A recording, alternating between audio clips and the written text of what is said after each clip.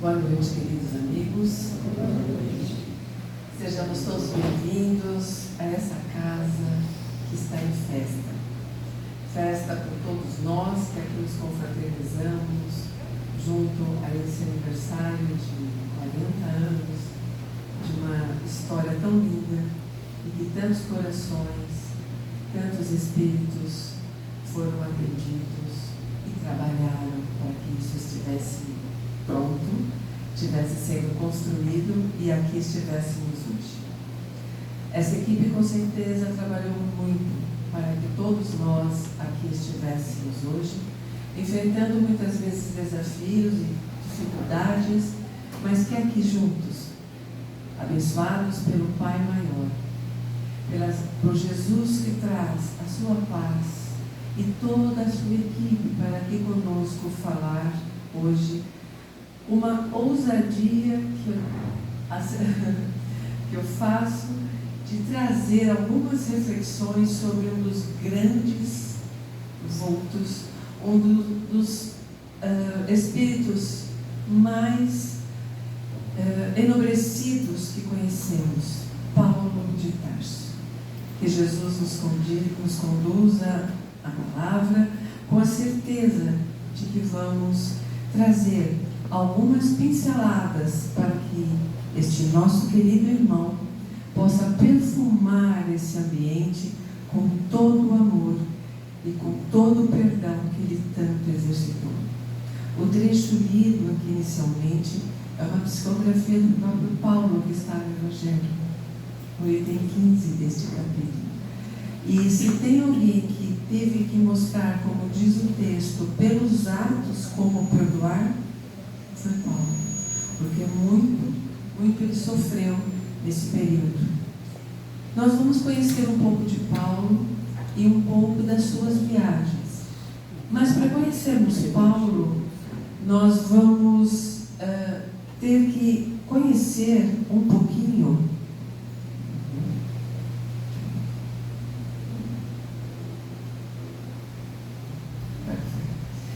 para nós conhecermos Paulo, esse apóstolo do Cristo, o vaso escolhido, um apóstolo que não conheceu Cristo enquanto Cristo estava encarnado, mas que se converteu a Ele de forma tão maravilhosa.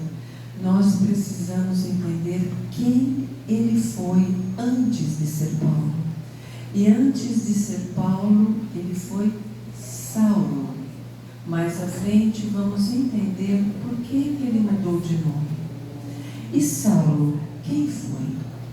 Saulo era nascido em Tarso, por isso Saulo de Tarso, Paulo de Tarso, era um cidadão romano e que também era um fariseu, severo, culto e orgulhoso.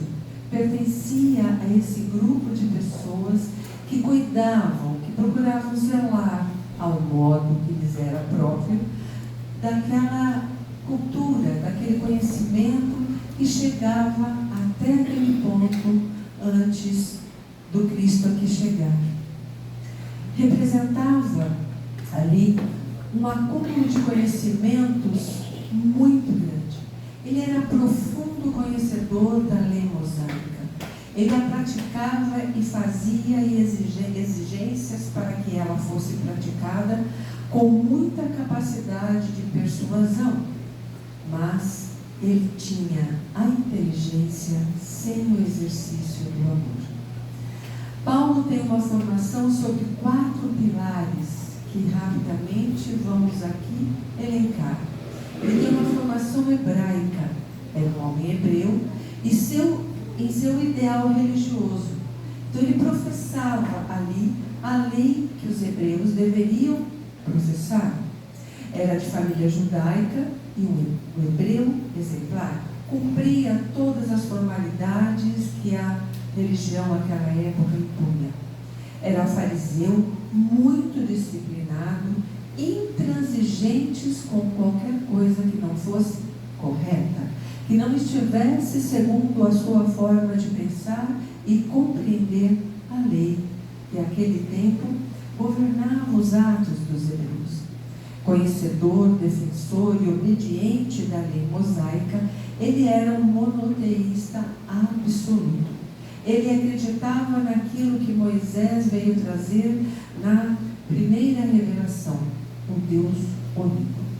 Momento e ponto importante para que todas os outros andamentos, a segunda revelação com Jesus e a terceira com o Espiritismo, pudesse concretizar essa condição sine qua non de entendermos, àquele tempo, quando se cultuava muitos deuses, que o Deus único deveria ser assim processado, entendido.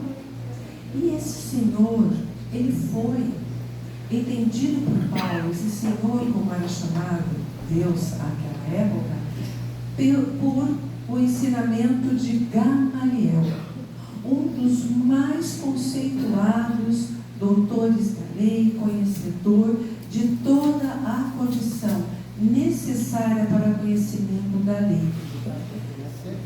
Naquele tempo, o ensino da lei tinha, como todos nós também temos hoje, nas vertentes religiosas, nos conhecimentos científicos, aqueles que eram mais duros e aqueles que tinham conhecimento e uma mente mais aberta.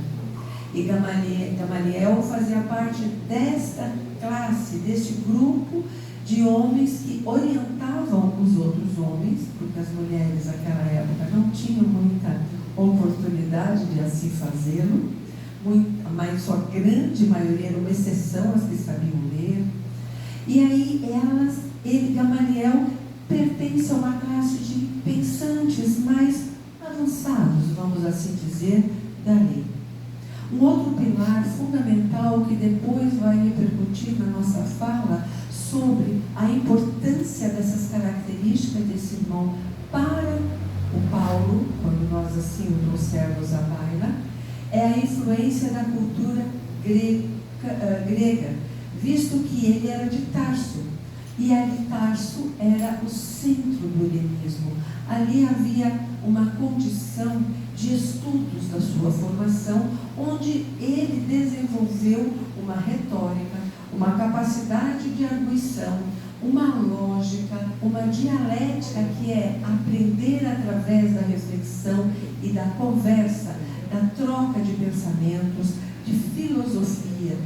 Grécia é um berço dos filósofos, e é ali a formação helênica que vai dar a ele a ética, o entendimento da virtude, da liberdade, do bem comum. Percebamos como essas características vai se aproximando de um ser que precisava, há algum tempo mais à frente, entender a importância do que seria liberdade do bem comum. Quando ele vai mostrar para nós que, na busca do racional e da verdade, que era ali posto pelas reflexões helênicas, pelas reflexões filosóficas daquele tempo, a disciplina do corpo também era muito importante. A força de vontade e a competitividade também eram características desse nosso irmão.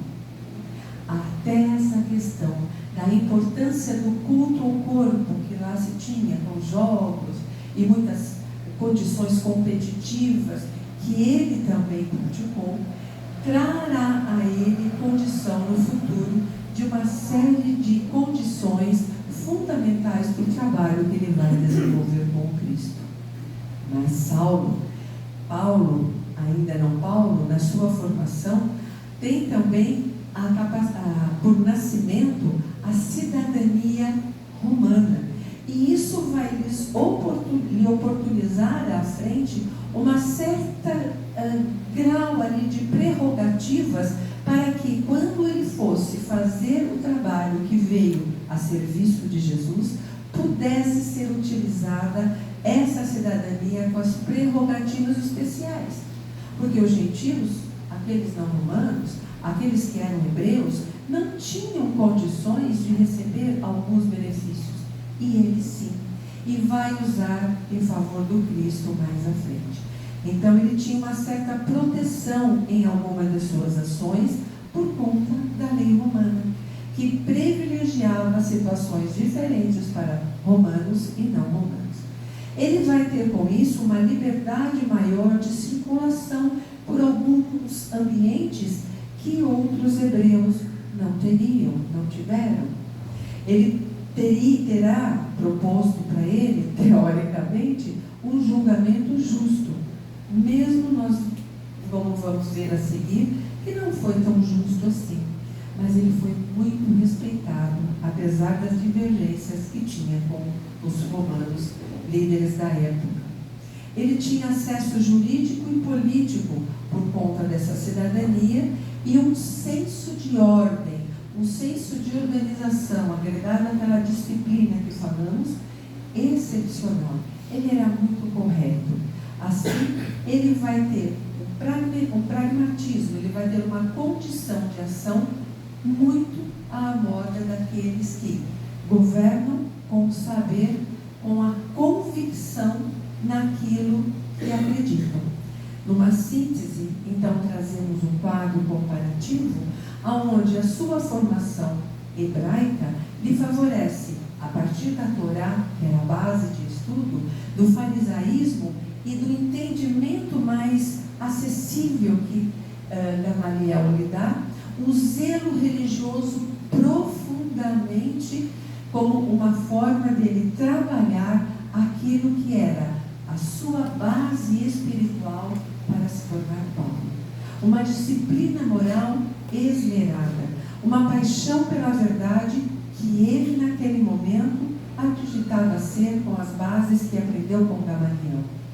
Filosofia, retórica, razão e cultura universalista está posto na sua formação helênica, visto que, através da filosofia, ele é capaz de raciocinar, pensar e arguir, conversar e conseguir fazer convencimentos a partir de uma base realmente muito sólida, de conhecimento e de forma de pensar.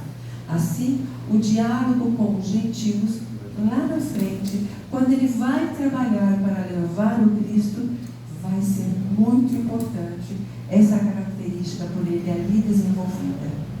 Cidadania romana, com direito e pragmatismo político como conteúdos de sua formação, vai lhe dar aquela proteção legal e vai ser uma estratégia missionária.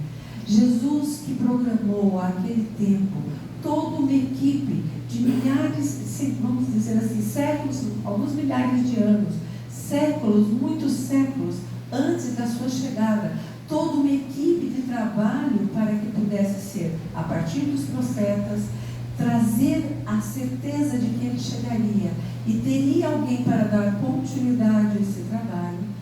Um dos grandes componentes dessa equipe é Saulo de Tarso.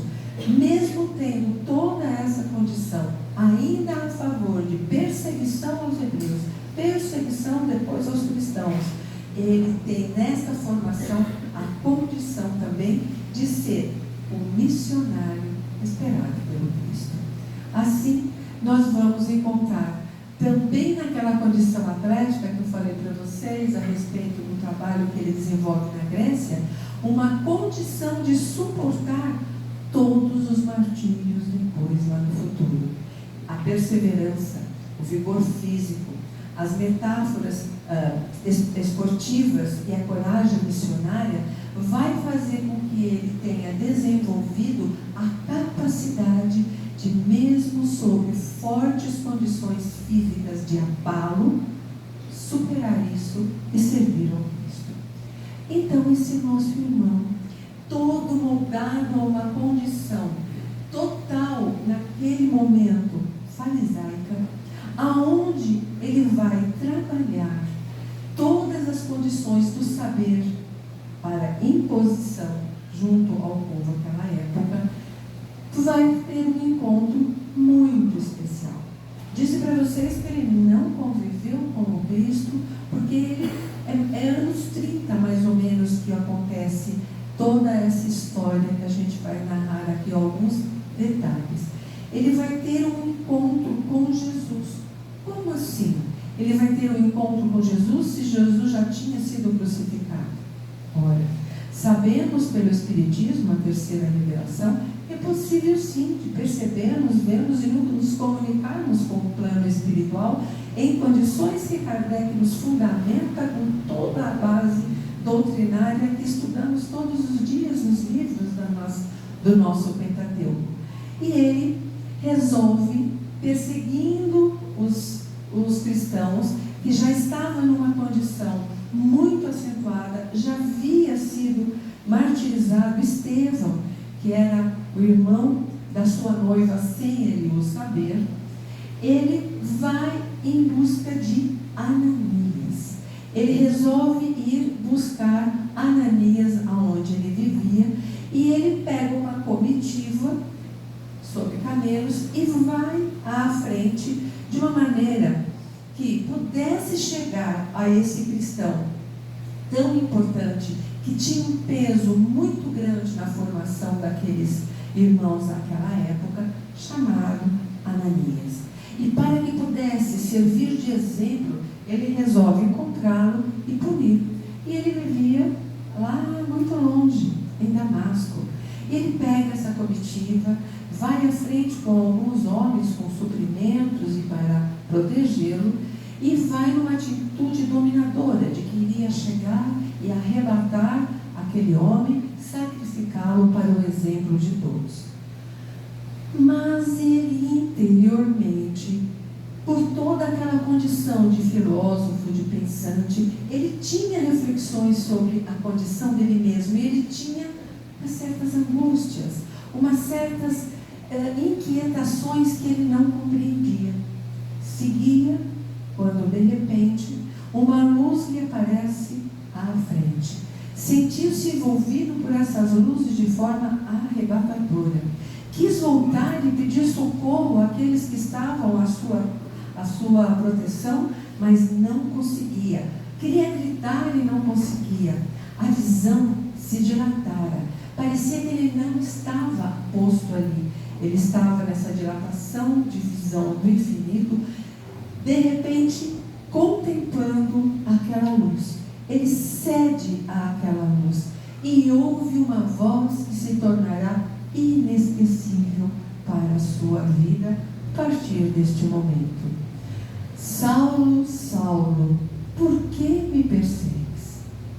Jesus aparece para ele de uma forma linda, brilhante, totalmente iluminado, com uma luz tão forte que o deixa cego, capaz de falar com ele através do pensamento, porque ele não consegue expressar nenhuma palavra.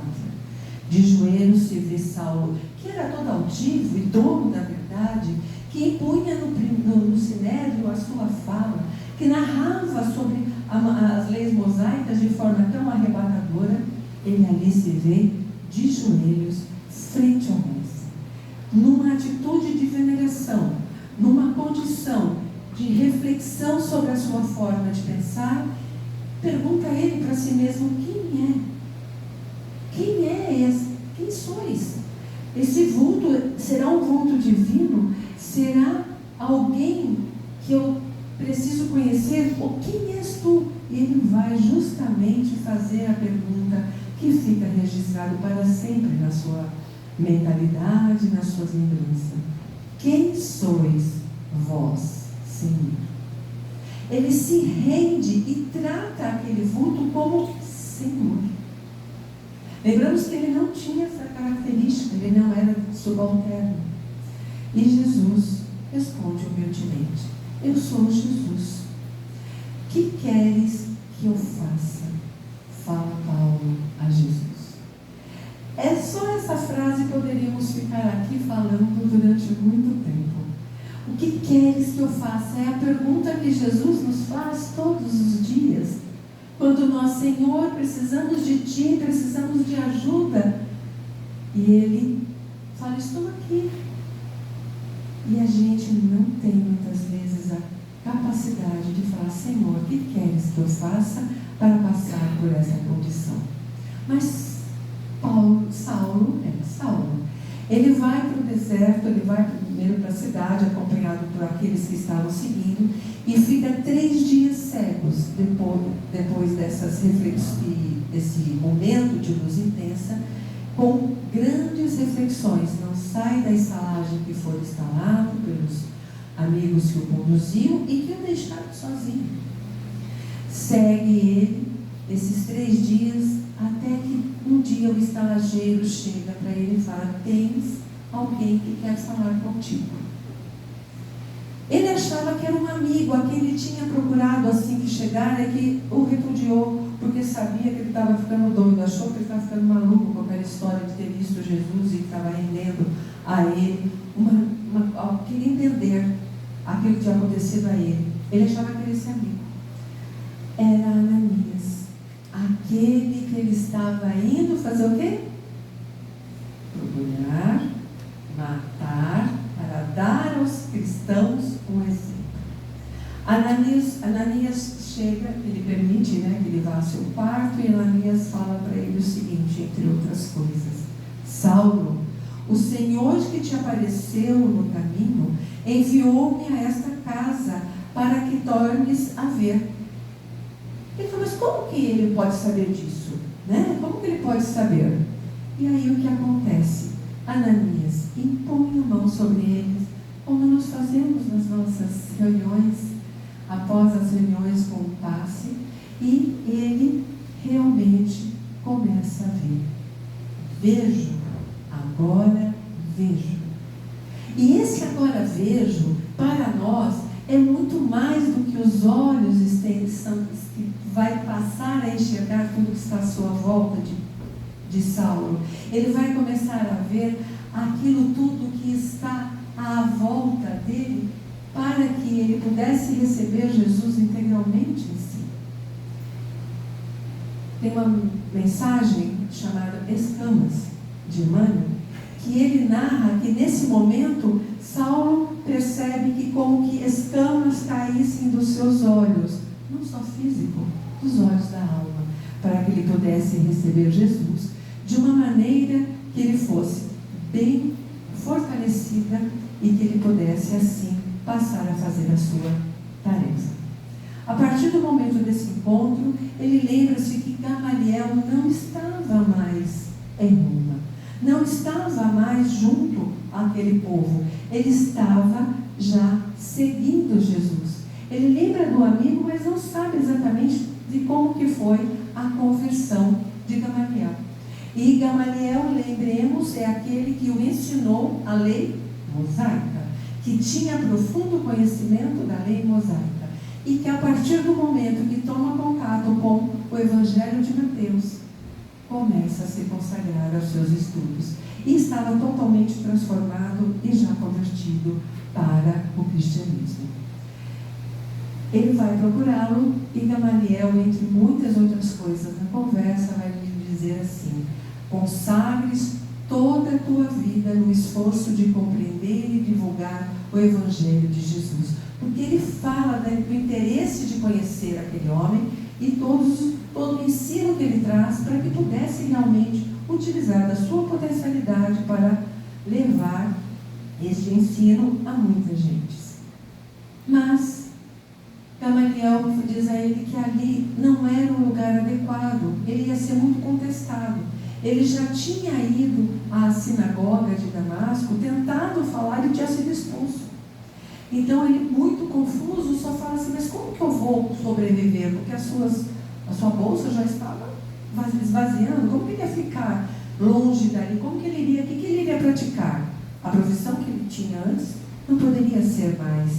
E aí ele vai sugerir que ele volte a uma profissão que ele aprendeu na infância, na sua formação, quando Gamaliel assim também o conduzira. Ele era tecelão, tapeçaria. Então ele fala: volte, desenvolva esse trabalho. E eu tenho um local onde você pode ir para praticar e sobreviver com isso.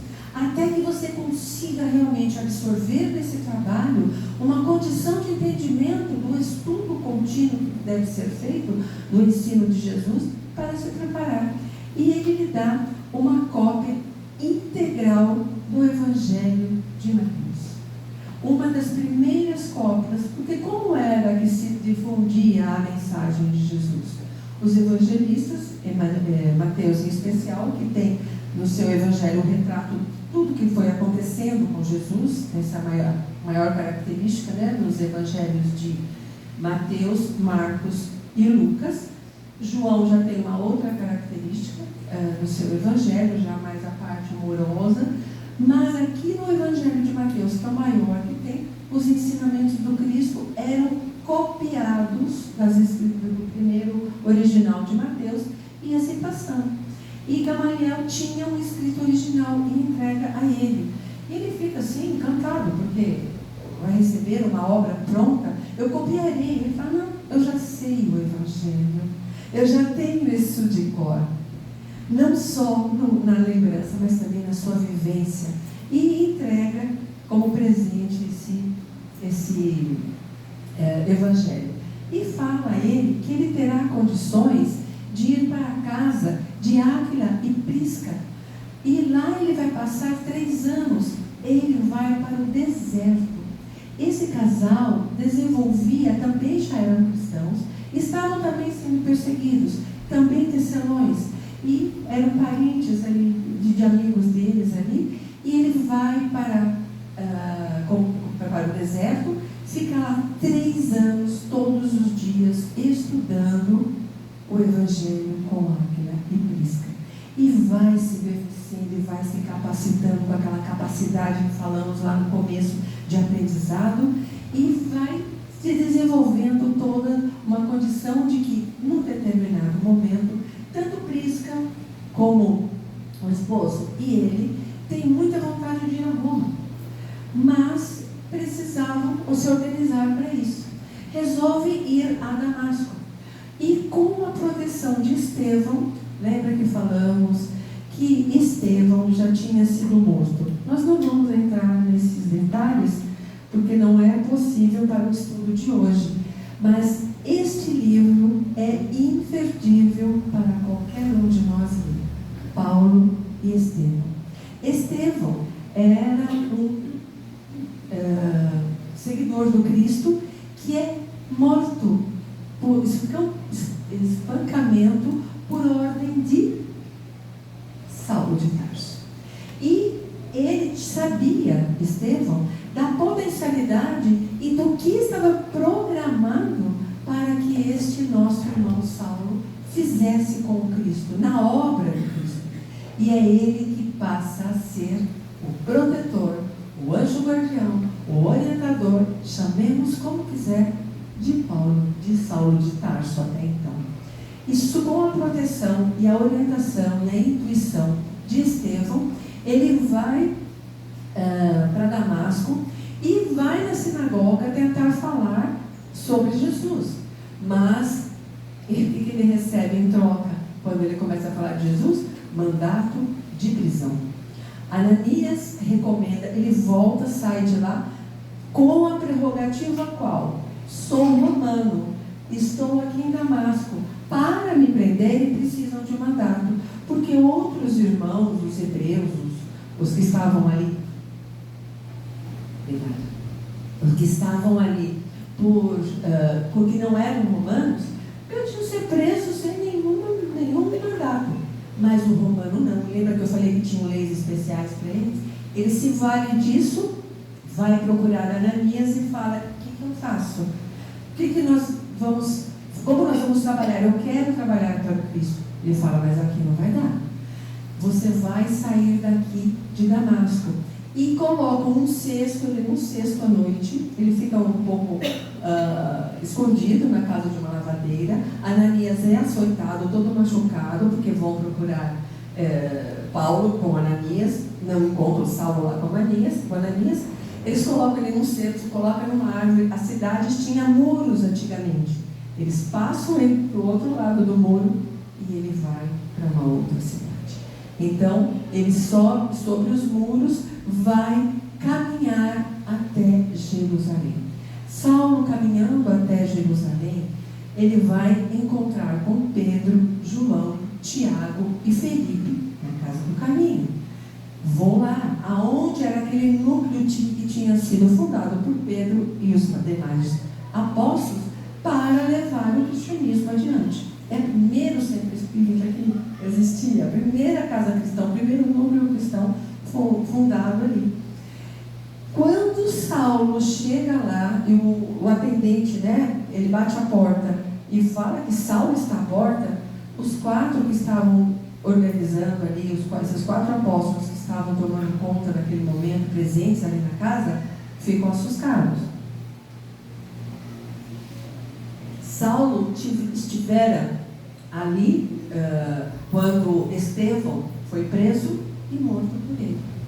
Será que realmente os rumores que estavam que ele tinha se convertido seria verdade? Ele permite que ele entre e eles conversam. E ele apresenta, inclusive quando Gamaliel lhe dá aquela cópia do Evangelho que eu falei, Gamaliel fala, vai ser muito útil, não só para o seu estudo. E aí ele apresenta essa cópia que foi Pedro quem deu a Gamaliel, uma das primeiras cópias do Evangelho. E aí prova que Gamaliel estava ali realmente confirmando a mudança de Saulo como um quase convertido já totalmente para Jesus, tentando se mostrar. E aí, quando ele pede para pernoitar ali, eles dão um pernoite para ele fala simplesmente o seguinte, que queria, se fosse possível, dormir na cama, no leito que Estevão, quem ele mandou matar, dormia anteriormente. Tamanha era a rendição que ele queria ter frente aos seus atos cometidos anteriormente. E segue, durante algumas situações, ele vai tentando aprender, ler, conviver ali, e em algum momento estava muito complicada a convivência dele novamente em Jerusalém, porque ele chamava muita atenção por ser Saulo, e por conta dessa situação provocar revolta para persegui-lo, para matá-lo. Ele sai andando a pé para ir para um outro lugar e procura, depois de um pouco cansado, uma caverna, deita e sonha com Estevão. E Estevão vai lhe dizer o seguinte, Saulo, não te detenhas no passado. Ele vivia angustiado com o que ele tinha feito, ele vivia angustiado com aquilo tudo que era sua história. E Estevão vai falar o que para ele? Saulo, não fique parado no passado, como nós muitas vezes fazemos. Ficamos remoendo os erros nossos e esquecemos de ir adiante. Porque a gente vai ver que ele tem um longo caminho para poder ser realmente o apóstolo de Jesus. E também tem um encontro, também onírico, também em sono, com Abigail, em que era a sua grande amada, a irmã de Estevão, que quando descobre, durante os açoites, que Estevão era seu irmão, desiste de casar com Saulo, naquela época lá atrás, antes de ele ir para Damasco. E pedindo ajuda a ela e a Estevão, ele fala, como que eu vou levar esse trabalho todo do Cristo? Como é que eu vou conseguir aceitar, perdoar aqueles meus irmãos? E aí ela vai fazer aquela frase tão linda, que a gente só trouxe as 4 palavras principais. Ama, trabalha, espera e perdoa. Então, a partir desta base de fala de Estevão e Abigail, é que começam os primeiros labores apostólicos do nosso irmão Saulo. Ele aproveita essa ligação afetuosa de amor que os une e sob a proteção de Estevão, comandado por Jesus, toda essa organização, começam os primeiros labores. Mas eu falei para vocês que ele tem que aprender bastante.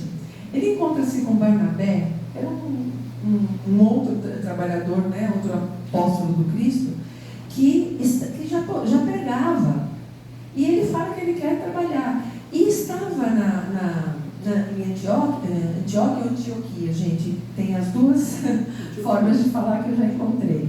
Mas a gente fala Antioquia, geralmente. Aqui está, onde eu pesquisei, Antioquia. A igreja estava precisando de gente que expusesse o Evangelho. Pedro recomenda a Barnabé que convide Paulo para falar, porque ele era um excelente expositor no Sinédrio, e ali com certeza ele faria um bom trabalho. E Saulo, tecelão, durante 3 anos, fica ali em Antioquia, mas ele não fica pregando, porque na sua primeira pregação, ele não consegue falar direito sobre os ensinos de Jesus. Dá para a gente pensar nisso? Então, quando a gente for convidado para fazer uma palestra, para ser um coordenador de estudo, e a gente vê que a gente tem dificuldade, vamos fazer o que Paulo fez. Ele vai se preparar, ele fica 3 anos trabalhando como tecelão, e nas pessoas que se chegavam, ele falava o Evangelho, mas ele não conseguia ainda subir ao palco, a tribuna, que chamava antigamente, né? Naquele tempo se usava ou sobre as praças, um lugar mais alto para falar. Ele tinha dificuldade. O Barnabé fica apavorado e delicadamente tira ele de cena e continua fazendo as pregações. Então, a igreja de Antioquia foi aonde foi o começo dele, mas que não deu certo. E aí Saulo fica como aprendiz para ser realmente aquele que viria futuramente a ser o nosso Paulo. Lucas aparece em cena também, trazendo umas notícias de Jerusalém, que lá estava muito complicado, que o farisaísmo tinha tomado conta, estava querendo governar a casa do caminho, mas que aquela história de falar que eram pessoas do caminho, homens do caminho, não combinava. E se eram seguidores do Cristo, é Lucas que vai dar o nosso nome de cristãos. Ele que propõe que passemos todos, aqueles seguidores, a serem os cristãos, e que a casa do caminho precisava de ajuda. O farisaísmo, como eles não tinham recursos para atender a todos, o que o farisaísmo estava fazendo? As sinagogas estavam entrando através de Tiago, que aceitava muitas dessas questões, e estava se tornando como se fosse uma casa, uma sinagoga, não como uma casa cristã. E aí ele fala que ele quer sair, ele quer fazer algo para que possa levar a palavra aos gentios e ajudar a casa do caminho. E aí eles decidem o quê? Eles vão sair com...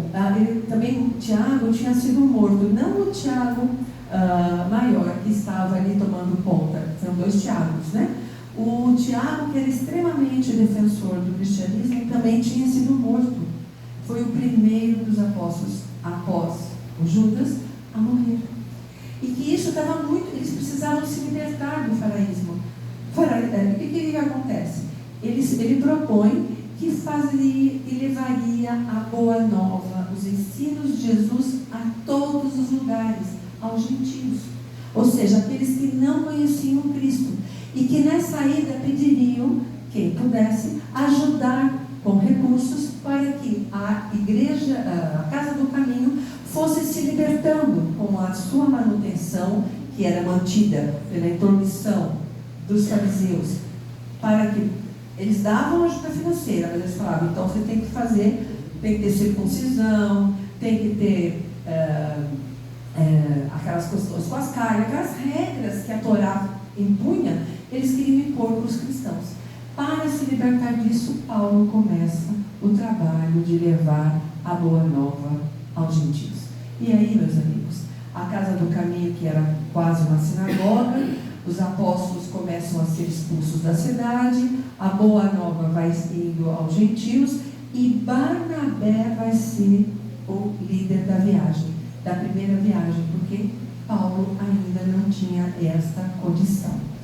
Então, nessa primeira viagem que Paulo faz para universalizar a boa nova, ele percorre esses espaços aqui, na região ali da Capadócia, aqui, chegando a Pafos, que é a primeira vez, o primeiro trabalho apostólico, onde tudo se inicia na ilha de Chipre, com Saulo e Barnabé. Agora, Saulo e Paulo faziam muitas pregações.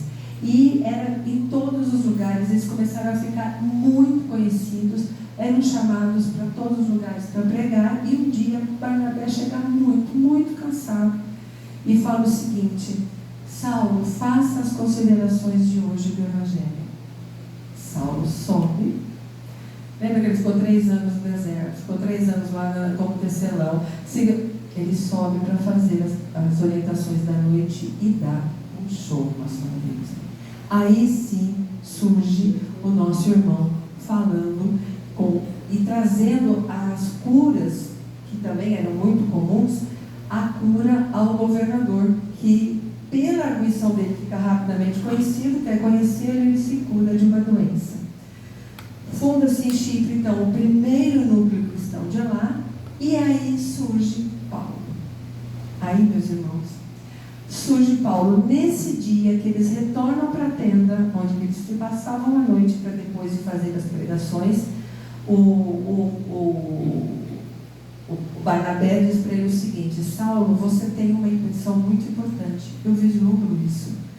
E ele reflete e fala assim: Saulo serviu a Moisés, perseguindo os cristãos. Agora, eu vou continuar sendo Paulo, trocando apenas uma letra, para que eu possa servir a Jesus, divulgando a boa nova. E a partir daí, depois daquela primeira viagem que eles fundam aqueles núcleos, que estavam nessa região da Capadócia, eles vão para uma segunda viagem, agora eles já governando a viagem, já dirigindo as maiores pregações, fazem uma viagem um pouco maior e trazem, e acontecem muitas coisas importantes que nós não vamos conseguir falar hoje, mas ele vai passar por muitas perseguições, por muitos sacrifícios. Tem uma pitonisa que os idolatra em praça pública, como se eles fossem Deus, de coisas tão lindas que ele fala, só que ela estava obsedada. E o Silas fala para ele: mas por que a gente não faz alguma coisa contra isso? E ele vai falar que, se fecharmos a porta das comunicações com a esfera do mestre, como receber os seus ensinos? Ou seja, a mediunidade que ela tinha é importante, só estava sendo mal usada. Por isso, o nosso cuidado nas casas espíritas, para que a mediunidade permaneça a serviço de Jesus. Mas, num próximo encontro, ele faz uma desobsessão com a pitonisa, e esses prejuízos financeiros, porque ela cobrava, né, esses recursos pelos palpites que ela dava, e que tinha pessoas de poder que mandavam, né, recebiam esse dinheiro, começa a perseguição, porque estava atrapalhando os negócios. Novamente, perseguições, e ele vai embora. A terceira viagem de Paulo vai ser aquela viagem em que ele começa a perceber que é muito grande o espaço que ele tem que fazer todo o ensinamento, porque ele volta para todo aquele espaço, revendo todos aqueles irmãos, todos aqueles núcleos que ele tinha fundado, e aí Jesus aparece para ele, quando ele pede socorro, e diz o seguinte: você pode usar os pilares da sua formação, pela sua responsabilidade que você mostra ter, e você vai escrever, dizendo o seguinte, Jesus a ele: não te atormentes com as necessidades do serviço, que é natural. Não possas atender pessoalmente ao mesmo tempo a todos, mas a todos pode atender em espírito. Podes escrever, transmitir pensamento pela escrita. Vai transmitir o meu pensamento a eles. E ele segue, vai tendo outros momentos de encontro, de testes, até que ele chega em Jerusalém, vai pregar, ele vai ser preso, martirizado, flagelado, fica 2 anos na prisão, esperando uma decisão do governador para fazer o que ele quer, porque ele gostaria de ir para Roma. E é nessa 4ª viagem que a gente encontra a ida dele a Roma, a naufrágio, a espancamento, a tentativa de matar todos aqueles prisioneiros que estavam junto com ele, e ele vai convencendo, ele vai mostrando, ele vai pregando em cada lugar, em cada porto, e os naufrágios, todos que vão acontecendo, são só momentos ricos e importantes para que as 4 viagens se consolidem numa última. E quando ele chega a Roma, fica em Roma, aguardando para o seu julgamento final. Ele quer uma última viagem, gostaria de fazer uma última viagem, que ele gostaria muito de ir à Espanha. E pela cidadania romana que ele tem liberdade de esperar fora da cadeia, como se fosse tornozeleira eletrônica de hoje. Ele fica com constantemente com ele, e a cada 3 dias ele precisa se apresentar lá. Mas, apesar disso, seria a delegacia hoje, que seria o ministério, ele teria que ir lá se apresentar. E aí ele permite que ele faça essa viagem a Roma, que é a Espanha, que só é registrada aqui.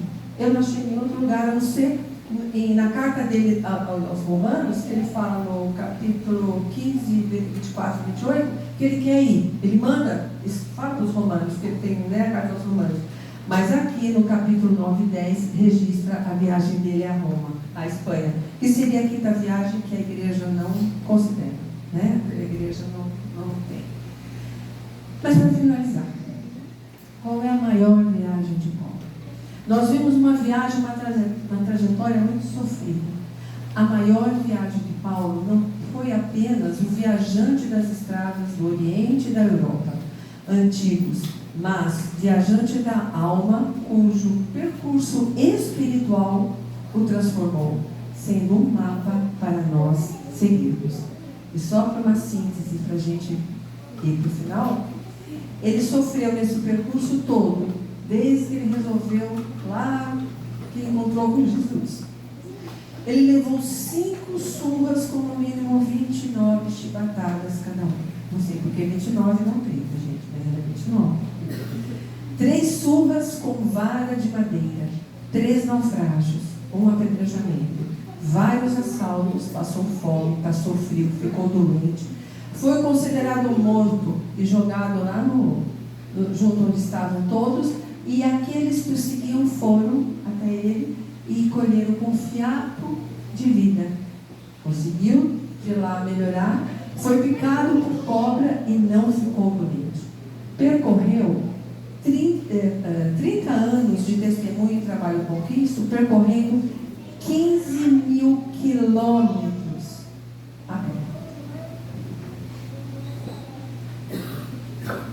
A partida de Paulo, quando ele está preso lá e que decidem qual era a pena dele, eles reinauguram o circo que tinha sido incendiado por Nero, matam um monte de cristãos aos leões, e no dia seguinte ele é decapitado.